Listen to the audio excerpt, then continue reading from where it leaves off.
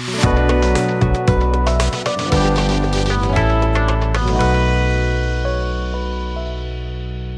everyone! Welcome back to the English Learning Key podcast, a place where you can practice English through simple, real-life conversations.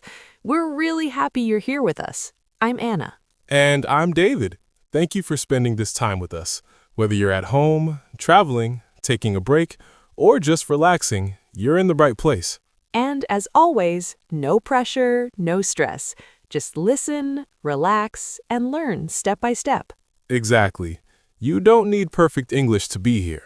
You just need curiosity and a little consistency. All right, David, before we begin, how are you today? How are you feeling?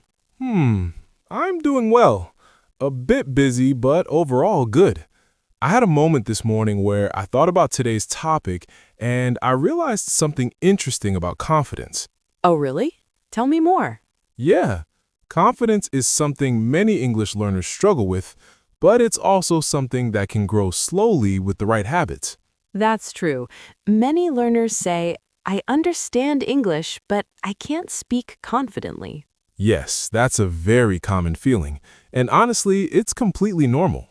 Absolutely. So today's topic is all about how to build confidence when speaking English.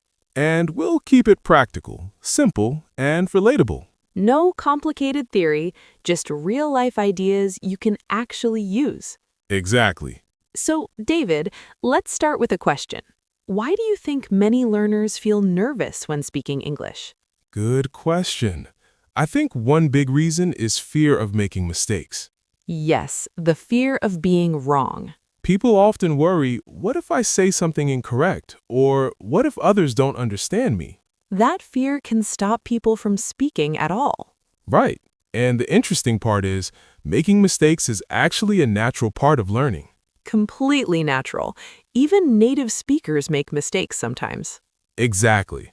So the first step toward confidence is accepting that mistakes are okay. That's an important mindset shift. Yes, when you stop trying to be perfect, you start speaking more freely. Let's imagine a learner who knows grammar and vocabulary, but still hesitates to speak. That hesitation often comes from overthinking. Overthinking means analyzing every sentence too much before speaking.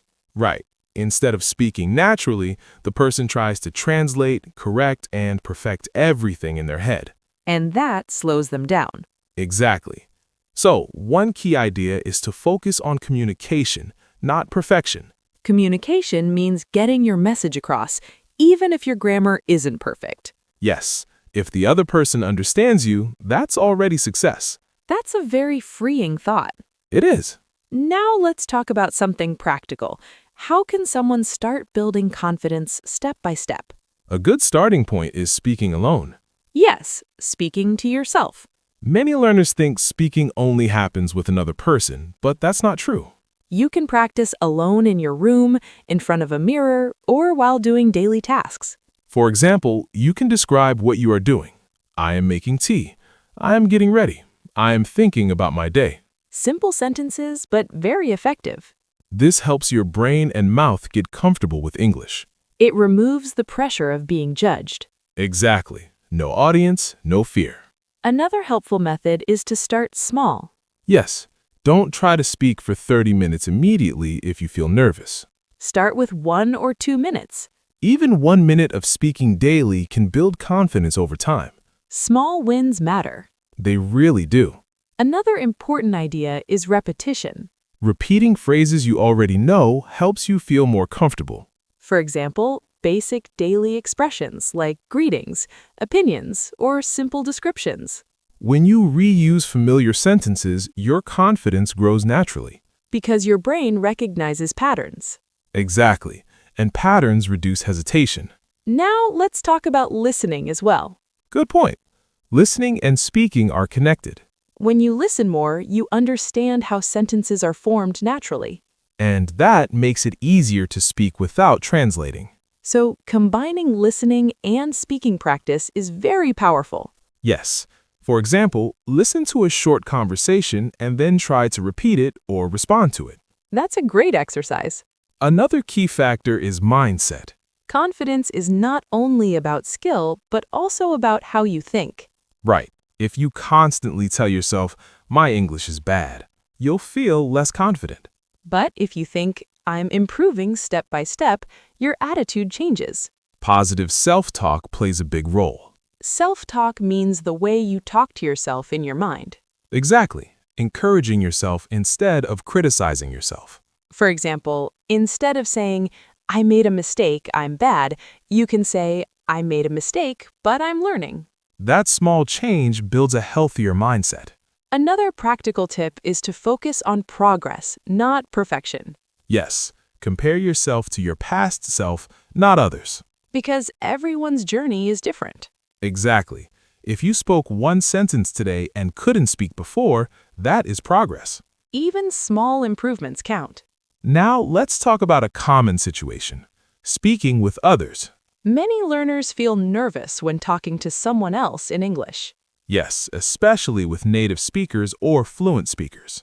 In those moments, it's helpful to slow down. Take your time. You don't need to speak quickly. Speaking slowly actually helps clarity. And it gives you time to think. You can also use simple sentences instead of complex ones. Clear and simple is always better than complicated and confusing. Another helpful technique is to ask questions. Yes, asking questions keeps the conversation going and reduces pressure. It also shows interest and engagement. Exactly. Now, let's talk about something very important: consistency. Confidence doesn't come from one big effort. It comes from regular practice. Even 5 to 10 minutes of speaking daily can make a difference. The more you practice, the more natural it feels. And over time, your hesitation decreases. Yes, speaking becomes a habit instead of a challenge. Another useful idea is to simulate real situations. For example, imagine ordering food, introducing yourself, or talking about your day. Practice these scenarios out loud. This prepares you for real conversations. And reduces nervousness. Exactly. So, to summarize, building confidence is a gradual process. It involves mindset, practice, consistency, and self-acceptance. Accept mistakes, start small, speak regularly, and focus on communication. And most importantly, be patient with yourself. Confidence doesn't appear overnight. It grows little by little with each attempt. Before we end, let's quickly go over a few useful phrases from today. One idea is focus on communication, not perfection. Another is progress, not perfection. And also, small steps build confidence over time. You can try using these in your own sentences. For example, I focus on communication, not perfection when I speak English. Or, I'm building my confidence little by little. Great examples. Now it's your turn. Think of one idea you learned today. Try to make one simple sentence about your speaking confidence. Say it out loud or write it down. And if you feel comfortable, share it in the comments. That small action is a big step towards confidence. Thank you for being here with us today. We hope this episode helps you feel more comfortable speaking English. Keep practicing, stay consistent, and trust your progress. We'll see you in the next episode. Take care, and bye.